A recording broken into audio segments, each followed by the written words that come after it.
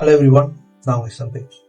So இன்னைக்கு இந்த video ரொம்பவுமே ஒரு கஷ்டமான ஒரு சுச்சுவேஷனில் நான் எடுத்துகிட்டு இருக்கேன். ஏன்னா அவ்வளோ இந்த வீடியோ எடுக்கிறதுக்கு முன்னாடி நான் அவ்வளோ நியூஸஸ் கேட்டு பாதிக்கப்பட்டிருக்கேன் சீரியஸ்லி.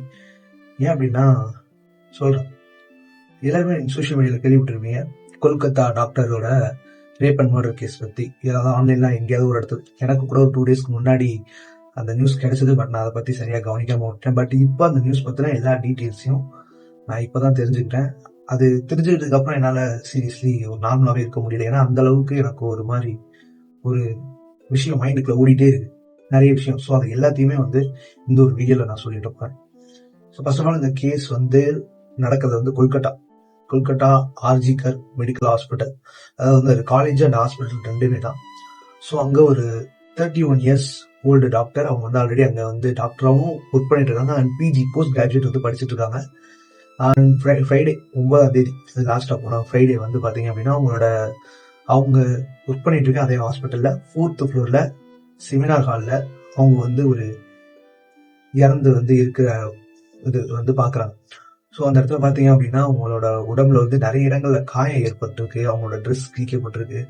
ஆனால் அவங்க முகத்தில் உடம்புல ஒவ்வொரு இடத்துலையும் ப்ரைவேட் பார்ட்ஸ்லையுமே அடிபட்டு ரத்தம் வர அளவுக்கு அவங்க செக்ஷுவலா அபியூஸ் பண்ணப்பட்டிருக்காங்க அப்படின்னு சொல்றாங்க. ஸோ லேட்டரா அது அவங்க மேனேஜ்மெண்ட்டுக்கும் போலீஸ் ஆஃபீஸர்ஸ்க்கும் இந்த தகவல் போனதுக்கப்புறம் அவங்க அந்த பாடியை ரெக்கவர் பண்ணிட்டு உடனே இது ஒரு சூசைட் கேஸ் அப்படின்ற மாதிரி ஃபர்ஸ்ட் அந்த கேஸ் ஆரம்பிக்கிறாங்க. அண்ட் லேட்டரா அட்டாப்சி ரிப்போர்ட் வருது. அந்த பொண்ணோட அட்டாப்சி ரிப்போர்ட் வந்ததுக்கு அப்புறம் தான் தெரியுது இது ஒரு செக்ஷுவலா அபியூஸ் பண்ணி அப்புறமா மர்டர் பண்ணி செக்ஷுவல் ஹராஸ்மெண்ட் பண்ணாங்களா, இல்லை செக்ஷுவல் ஹராஸ்மெண்ட் பண்ணி மர்டர் பண்ணாங்களா அப்படின்னு தெரியாம 2 கோணத்துலையுமே இந்த கேஸ் ஆரம்பிச்சிருக்காங்க.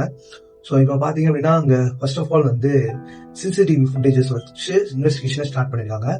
அப்படின்னா அந்த ஹாஸ்பிட்டல்ல இந்த டாக்டர் நைட் டியூட்டி பார்த்துருக்காங்க. அன்னைக்கு எப்போ அப்படின்னு பார்த்தீங்கன்னா அந்த ஃப்ரைடே இயர்லி மார்னிங் வரைக்கும் பார்த்துருக்காங்க. ஸோ அவங்க அதுக்கப்புறமா அவங்க ரெஸ்ட் எடுக்கணும் அப்படின்றதுக்காக 4th ஃப்ளோர்ல இருக்க செமினார் ஹால் போயிருக்காங்க. ஸோ அவங்க ரெஸ்ட் எடுக்கிறதுக்கு ஒரு ப்ராப்பரான ஒரு ரூம் கூட இல்லை. ஸோ சீரியஸ்லி நிறைய ஹாஸ்பிட்டல்ஸ்ல நைட் ஷிஃப்ட் போறவங்க கொஞ்ச நேரமாக ரெஸ்ட் எடுக்கணுன்றதுக்காக ஒரு ரூம் அலோகேட் பண்ணி கொடுக்கறது நல்லது. பட் இது அவங்களுக்கு கிடைக்காதனால தான் அந்த செமினார் ஹால் போயிருக்காங்க. ஸோ அந்த செமினார் ஹால் போய் அன்னைக்கு மறுநாள் தான் மார்னிங் டைம்ல அந்த டெத் நடந்திருக்கு. ஸோ இந்த இன்பிட்வீன் கேப்ல என்ன நடந்திருக்குன்னு சொல்லி சிசிடிவி ஃபுட்டேஜஸ் வச்சு அவங்க மானிட்டர் பண்ண போகும்போது அங்க ஒரு பர்சன் சந்தேகத்துக்கு உரியவராக இருக்காரு. ஸோ அவர் பேர் பார்த்தீங்க அப்படின்னா சஞ்சய் ராய். ஸோ அவரை பத்தி சொல்லணும் அப்படின்னா அவர் போலீஸ் ஆபீசர்ஸ்க்கே ஒரு சில டைம்ல எக்ஸ்ட்ரா ஆள் தேவை அப்படின்னா வாலண்டியர்ஸ் கூப்பிடுவாங்க. நம்ம ஊர்ல இந்த காவல்துறைக்கு எக்ஸ்ட்ரா இந்த தனிப்படைய எனக்கு சரியா மென்ஷன் பண்ணல. ஸோ அர்ஜென்ட்டுக்கு ஒரு சிலர் எடுப்பாங்க. ஸோ வாலண்டியர்ஸா எடுத்துட்டு போய் அவங்க போலீஸ் இதுல வச்சு யூஸ் பண்ணிப்பாங்க, ஏன்னா எக்ஸ்ட்ரா ஃபோர்ஸஸ் தேவைப்படுற டைம்ல. ஸோ அந்த மாதிரி ஒர்க் பண்ற ஒரு பர்சன். ஸோ இவருக்கு ஒரு 12,000 சம்திங் சேலரி இதுல இருக்கு அப்படின்னு சொல்லியிருக்காங்க. அண்ட் எக்ஸ்ட்ரா இவர் பாத்தீங்க அப்படின்னா அங்க இருக்க ஹாஸ்பிட்டல்லயே மத்தவங்களுக்கு பெட் அலோகேட் பண்றது, அந்த மாதிரி சின்ன சின்ன வேலைகளை பண்ணிட்டு அவரும் ஒரு போலீஸ் அப்படின்னு சொல்லி அங்க சுத்திட்டு வந்திருக்காரு.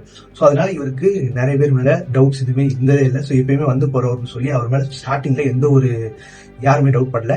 பட் இந்த சிசிடிவி ஃபுட்டேஜஸ்ல அவங்க போலீஸ் ஆபீசர்ஸ் இன்வெஸ்டிகேஷன் பண்ணி அவரு கரெக்டா அந்த சிச்சுவேஷன் அந்த கிரைம் நடந்த அதே டைமிங்க்கு அவர் 45 நிமிஷம் கழிச்சு போனதுக்கான ஒரு சிசிடிவி ஃபுட்டேஜ் அங்க இருக்கு.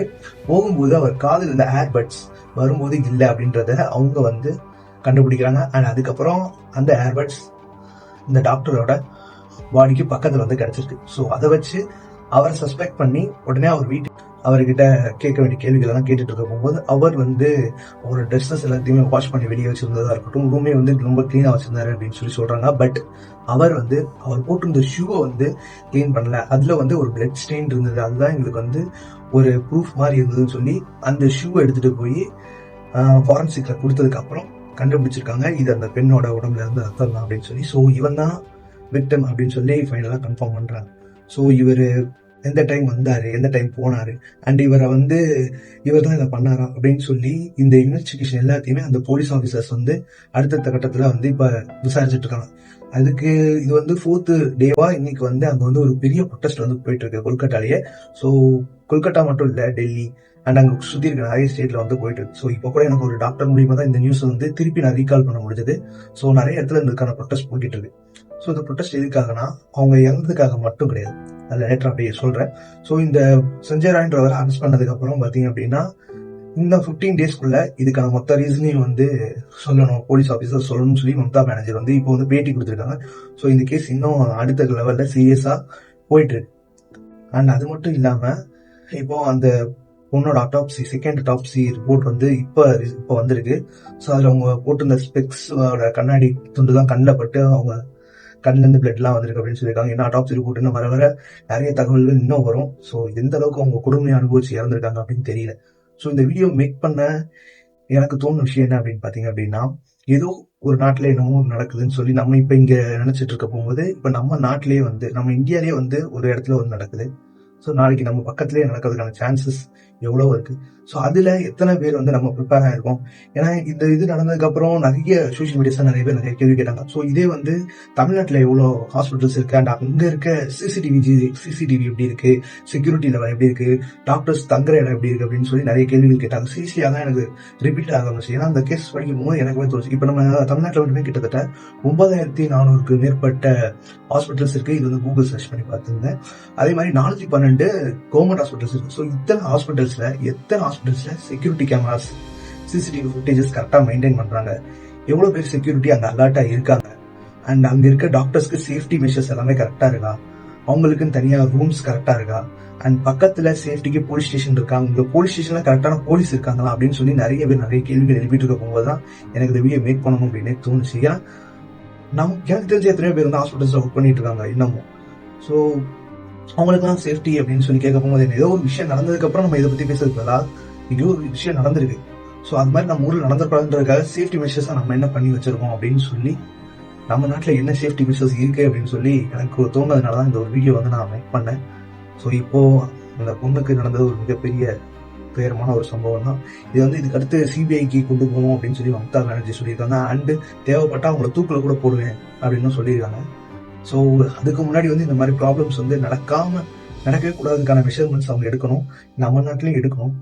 அதுக்கான மீசன்ஸ் செக்யூரிட்டி இன்னுமே டைட் பண்ணியிருந்துக்கணும், சிசிடிவி ஃபுட்டேஜஸ் இன்னும் இதுவாக பண்ணிருக்கு. ஏன்னா ஒருத்தர் தப்பு பண்றான் அப்படின்னா அந்த தப்புக்குன்றதுக்கான சூழ்நிலைகளை அமைச்சு கொடுத்து, சூழ்நிலைகள் அமையாம இருந்தா அவங்க அந்த தப்பு பண்ணியிருக்க மாட்டாங்க. சிசிடிவி ஃபுட்டேஜஸ் அண்ட் செக்யூரிட்டி டைட்டா இருந்தது அப்படின்னா இந்த விஷயம் மேபி சான்சஸ்ல தவிர்க்கப்பட்டிருக்கலாம். பட் இப்போ அந்த விஷயங்கள் எல்லாமே நடந்து முடிஞ்சிருச்சு. பட் இதே விஷயம் திருப்பி ரிப்பீட்டடா நடக்கக்கூடாது அப்படின்றதுக்காக மற்ற இடத்துல இருக்க security, CCTV footages, police and பக்கத்துல இருக்க எல்லாமே கரெக்டா இருக்கா, அவங்களுக்கான சேஃப்டி கரெக்டா இருக்கா அப்படின்றதெல்லாம் நம்ம வந்து கண்டிப்பா பார்க்கணும். ஸோ இந்த வீடியோ மேக் பண்ணதுக்கான ரீசனும் அதுதான். ஸோ இன்னுமே வந்து ப்ரொட்டஸ்ட் நடந்துட்டு இருக்கிறதுக்கான ரீசனே இதுதான். அவங்க வந்து இப்போ இறந்தவங்களுக்காக மட்டுமே வந்து கேள்வி கேட்கல. ஸோ நாங்களும் இதே இடத்துல தான் திருப்பி போய் ஒர்க் பண்ணணும். ஸோ எங்களுக்கு என்ன சேஃப்டி இருக்கு, எங்களுக்காக என்ன பண்ணிருக்கீங்க அப்படின்றதான் அந்த ப்ரொட்டஸ்ட் வந்து மெயினாக நிறைய பேர் கேட்டுட்டு இருக்காங்க. ஸோ அதே விஷயம் இங்கேயும் நிறைய பேர் ப்ரொட்டஸ்ட் பண்ணிட்டு இருக்காங்க. ஸோ இங்கேயும் 400+ கவர்மெண்ட் ஹாஸ்பிட்டல்ஸ் இருக்கு, 9000க்கும் மேல பிரைவேட் ஹாஸ்பிட்டல்ஸும் இருக்கு. ஸோ இங்கெல்லாம் சேஃப்டி மெஷர்ஸ் எந்த அளவுக்கு இருக்கு அப்படின்றத இந்த துறையில் இருக்கவங்க கண்டிப்பா பார்க்கணும். அண்ட் நீங்க ஹாஸ்பிட்டல்ஸ்லயோ இல்லை எங்கேயோ ஒர்க் பண்ணிட்டு இருந்தீங்க அப்படின்னா அங்க கொஞ்சம் பார்த்து பத்திரமா இருங்க. அண்டு ரொம்ப கஷ்டமா இருக்கு. இதே மாதிரி வேற ஒரு விஷயம் எந்த ஒரு இடத்துலையும் நடக்கக்கூடாது, அதை மட்டும் நான் கேட்டுக்கிறேன். அண்ட் இப்படி ஒரு விஷயம் நடந்தது அப்படின்றதே நிறைய தமிழ் யூடியூபர்ஸ் நிறைய பேர் வந்து போடலை. ஸோ கொஞ்சம் இந்த வீடியோஸ் வந்து நிறைய ஷேர் பண்ணிங்க அப்படின்னா கண்டிப்பாக நிறைய பேர் போடுவாங்க, நிறைய பேருக்கு தெரிய வரும். நிறைய பேர் இதை பற்றி பேசும்போது கண்டிப்பாக இதுக்கான சேஃப்டி மெஷர்ஸ் கண்டிப்பாக கவர்மெண்ட்லேருந்து எடுப்பாங்க அண்ட் ப்ரைவேட்லேருந்து எடுப்பாங்க அப்படின்னு சொல்லி நம்புறேன். ஸோ உங்களால் முடிஞ்ச அளவுக்கு இந்த விஷயத்த ஷேர் பண்ணுங்க. ஏன்னா தமிழில் நிறைய சேனல்ஸ் இதை பற்றி பேசலை, ஒரு சில நியூஸ் சேனல்ஸ் மட்டும் தான் பேசியிருந்தாங்க. அதுலேருந்து எனக்கு கிடைச்ச தகவலையும் நான் சேகரித்த ஒரு சில தகவலையும் இந்த வீடியோவில் நான் வந்து உங்களுக்கு ஷேர் பண்ணியிருக்கேன். So be safe. தேங்க்யூ.